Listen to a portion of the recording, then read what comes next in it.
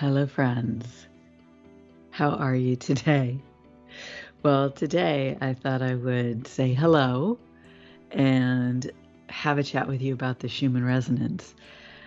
I took a couple weeks for some vacation from content creation, but it was a little longer than I thought. And I did a lot of inner work. And sometimes I have the intuition to not publish as often.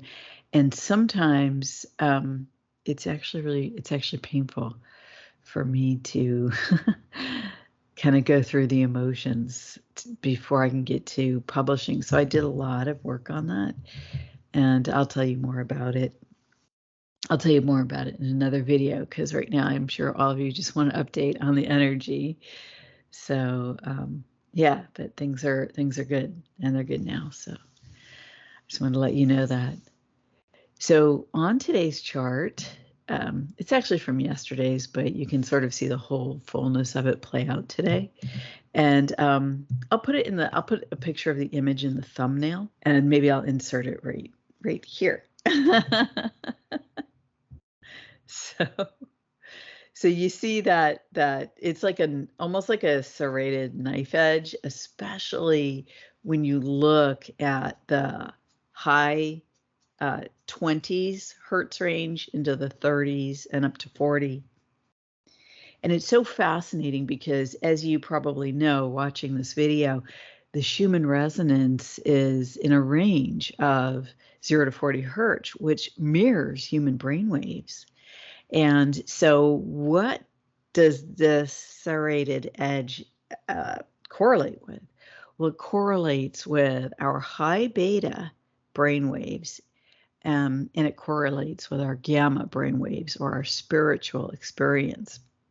And then you can see on the chart that there's just all this green and all these like short red images, and they go for like, I don't know, is this 24 hours? Yeah, they go for slightly over 24 hours. And it's really, really amazing, really intense. There's actually a series of images that have been occurring through the Lion's Gate. So I'd like to talk to you about that, and I'll probably do a different video on that because I really want to focus in on this image. It's fascinating because this is occurring as we are essentially anticipating the heliacal rise of the star Venus, or the planet Venus. And what the heck does that mean?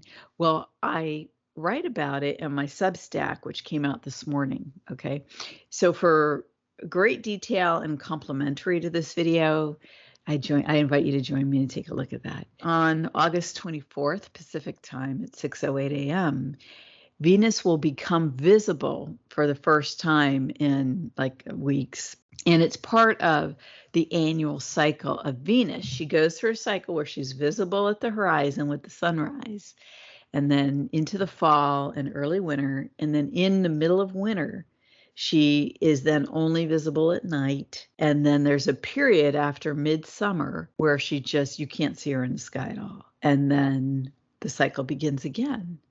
Now, it's very interesting because, so we are still in the Lion's Gate. And in fact, I'm making this on August 17th, which is an 8/8. So that's pretty cool. There's going to be one more of them on August 26th. But we're still in the 8/8 gateway. And the reason why is because, sorry, I'm going to turn my focus on. You wouldn't believe how long I had to prepare for this today, but I won't get into it. Okay.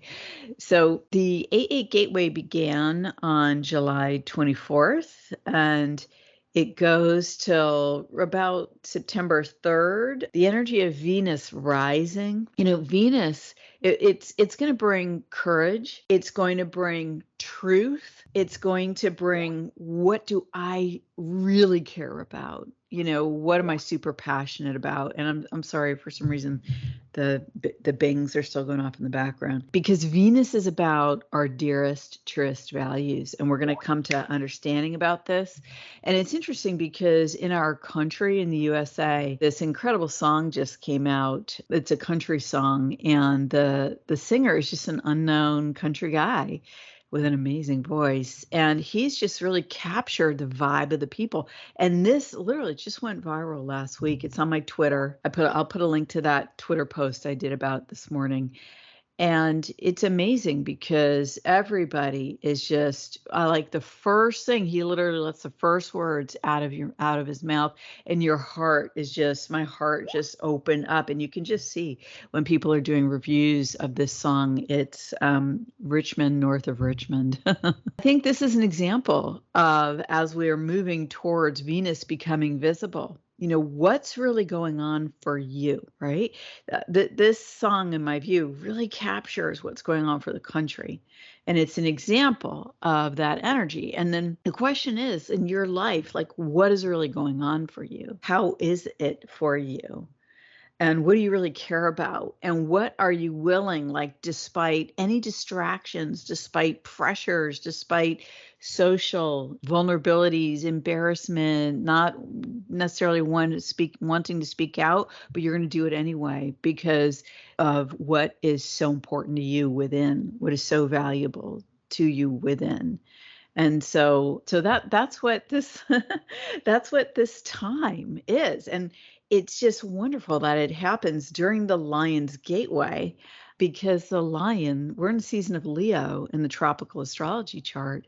And Leo is, of course, a sign of courage, Now, in the sidereal chart, you'll notice if you actually look up in the sky, Venus is actually in Cancer.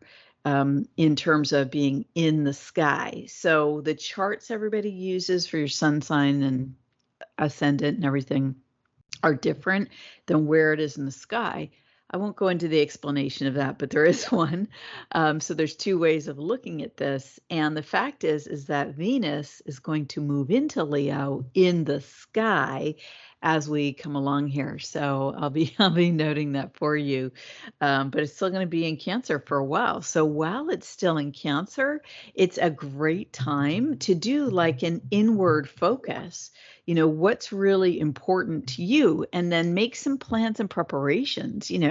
We're about to enter Virgo tropically in September, at the end of August, September, right? So in, I don't know, 2-3 weeks. And so Virgo is all about making lists, getting it done. How do I want to live my life? How do I take care of myself? How do I work? And, so that's the beeps are on my computer. Sorry about that. I don't, I can't deal. I'm on Skype, and I don't know why I put do not disturb on, but it's just, anyway. You know what I could do? Hold on one sec. Sorry. I'm just going to do this because I know it's really annoying in the background. I apologize. Let me just mute this group that is quite chatty. Okay, there we go. All right, so I should be back to, sorry about that. Okay, so where were we? So while Venus is in the sky in Cancer, this is a great time to inward focus and to focus on what's important to you, because Cancer is the sign of the home, the human home. And what we care about the most usually centers around the home. And I'm just looking up here because I've got my, when is she moving into Leo? Let me just see here. I might have to edit this video. All right, so here we go. I got it. All right. I didn't know I was going to talk about this, or I would have had it ready. Okay, so it's going to be September 25th. Okay, so when she moves in the sky into Leo, it's going to be more an action time, because tropically we'll have been through both Leo and Virgo. So you'll have your list, you'll have your to-do, you'll be like, I know what I'm working on. And then when she moves into the sky, when she moves from Cancer into Leo on September 25th, that's when we're going to have the courage in the mid-fall, right? In the mid-autumn, September 25th forward for acting on these things in a even bigger way than we'll be doing in September. It's really kind of exciting. And Venus is at her brightest at that time as she moves into Leo, which is so perfect because Leo is the sign of the individual, the lion, rah. And on October 11th, that's the peak, right? Through October 11th is the last day of maximum brightness of Venus. So how does this relate with the Schumann resonance chart? Well, I think that what we're seeing, and I'm doing an intuitive interpretation with this. You see, in the Schumann chart for the last several days, what you've seen is a very deep blue background. And after all of this light that we had on the chart in midsummer, okay, we had all these amazing waves, and then we had some images come across and come through with the August 8th gateway. And then after the August 8th, like initial 8-8 gateway, the last few days, it's just been this pale, not really pale blue, but this deep blue. And what you've seen is also that the chart has been black at the top and at the bottom, deep dark blue to blackish. And what this signifies is the amplitudes are very low. We're just kind of sitting with the energies, we're zoning, we're relaxing into it. And now, as we come up on the Venus focus, boom, light wave, blade, serrated edge. What's a serrated edge for? It's for cutting something that's difficult to cut. And then we've got all these lines of red resonance. And what's happening as we move towards Venus coming direct? We're getting out the knife in our life. We're getting out the focus, okay? And even the resident used the term laser focus recently. Okay, so anyway, but so we're getting extremely, extraordinarily focused.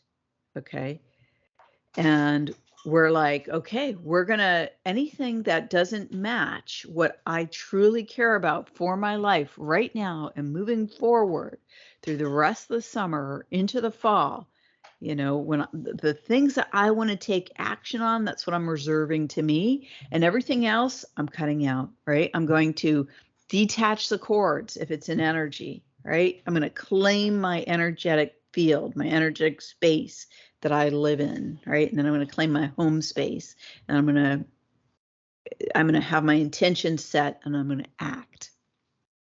And so I think that is the entirety of what we are seeing here. And we are super backed up by the green energy on the chart. So we've got the right white resonance, we've got all the red, right, or all that we're removing from our life in deep density, in the shadow. We can see it now, and we can see it when we see it, right? Because we're seeing it from Venus in Cancer, in the sidereal, in the sky energy. So that's for the soul, right? That's for our soul. And then Venus in Leo, tropically, where you read in the paper about your sun sign, or people publish about it or whatever on YouTube or Rumble. And so in terms of our interface with the world, we're looking at what's important to me as an individual. In terms of the soul level, we're looking at what's important to me, where I live in my home, my body, my home, what do I truly care about. So it's really potent time. And if you have any questions about the two ways I'm interpreting Venus in terms of the astrology, just put them down there, and I'll write it out for you. But anyway, this is the energy right now, and go check out my Substack.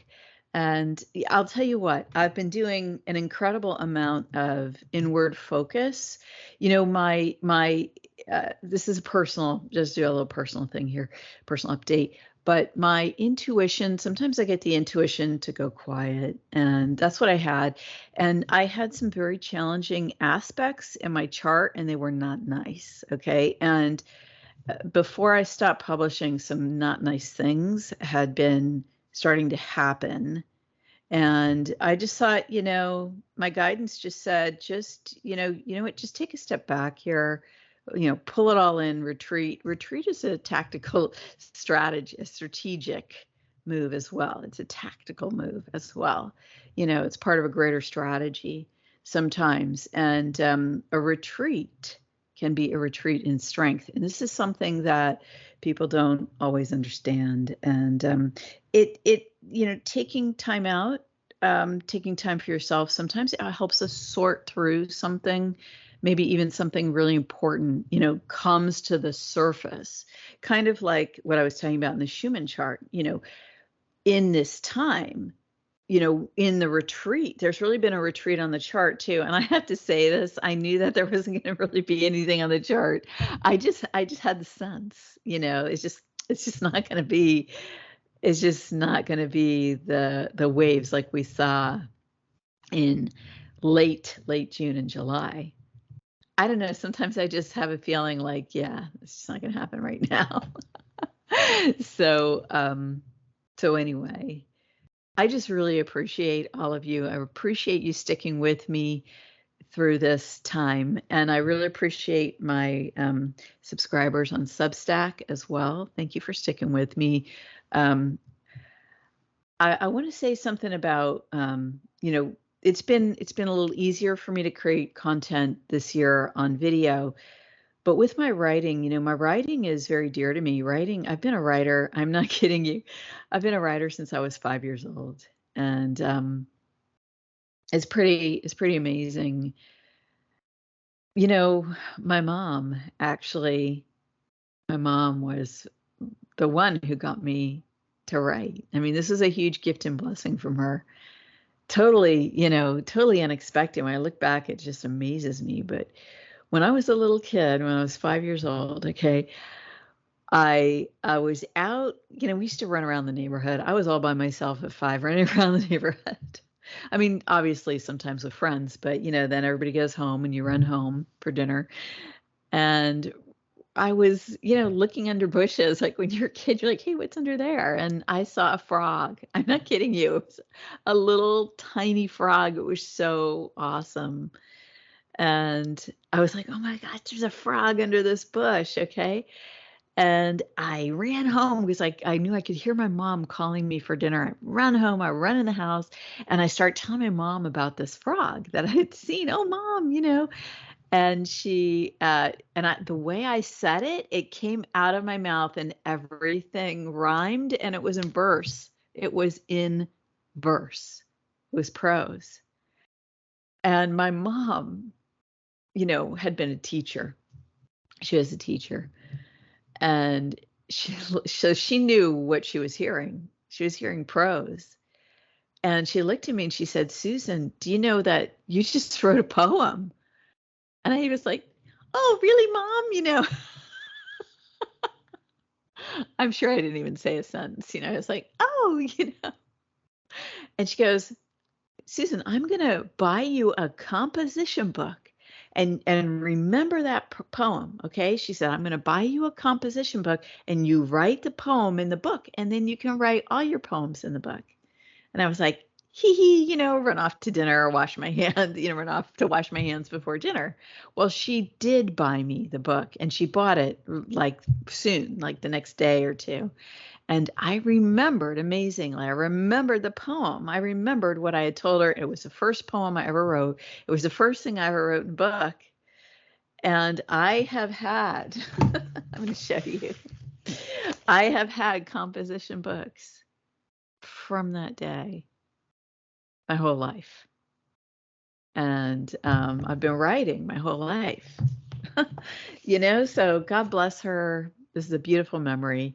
It was my parents' anniversary the past week. And so that's kind of cool to just, bring it all together. And yeah, a couple of years ago or a year ago, I did a series of forgiveness classes during this time, and it was a great time. I'm gonna bring something like that out again, and I'm gonna do the courses. I'm gonna do a course, just so you know, on my paid Substack. And if I do a paid membership on YouTube, I'll do a course on I'll do the course on the paid membership here as well, but that's not available yet. But my paid Substack is. It's $5 a month if you're interested. And yeah, that's how I started writing. Well, I had all these painful emotions to deal with. Like, I can't even tell you, the personal drama is just so off the charts sometimes. But I would try to write a Substack article, and it would literally be emotional. It'd be so painful. And so what I've been doing, and what I did during this time off, I got with my girlfriend, and the two of us, we do this emotional healing work together that is multi-generational.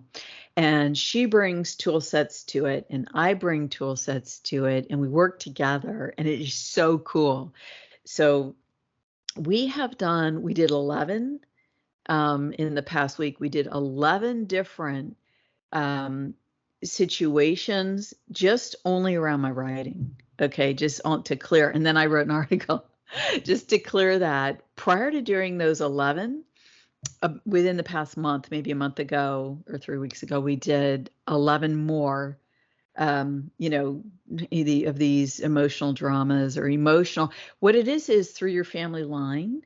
Emotions can be passed on, and actually also we actually did thought forms as well, because in the most recent one there was thought forms, and it's actually more than that as well. What happens is that there are entities, and there are spells and magical magicians that do stuff to people and then intend it through the family line, and this is in the category of spiritual warfare.